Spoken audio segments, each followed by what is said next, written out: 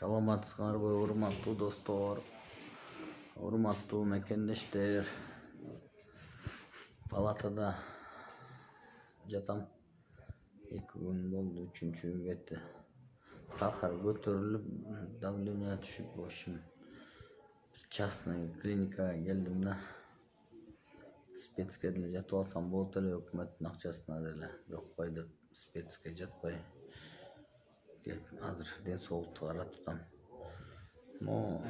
Мен жөнүндө өтө көп бир акча алып атыптыр, анан тигинтип атыптыр, минтип атыптыр, анан көп менин авторитетимди түшүрүш үчүн көп сөздөр чыгып атат.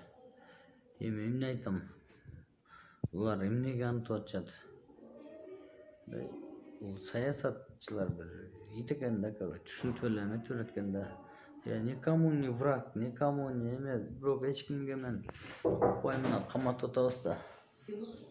Азыр каматып атабыз да, каматып атканда мына бүгүн замминистр камалып кетти, көчө бир международный аферист камалды, ага чейин чоң-чоңдор эме камалып атат. Азыр аккумулироваться этип атат, күчтүн баары чогулткандан кийин азыр бир чоң-чоң соккуларды урабыз, Кудай буйрса, коррупционерлерге. Силер колдоп тургула, могу атайын чаргынчы күчтөр көбөйүп атат, минтип атат, тигинтип атат деп, мисалы, мени менен тигин уруштуруп, тиги менен мени уруштуруп, ушундай эме жүрөт да айласыздан.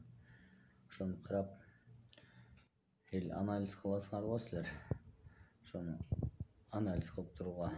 Мен силерге кайрылып турайын, доктурдар.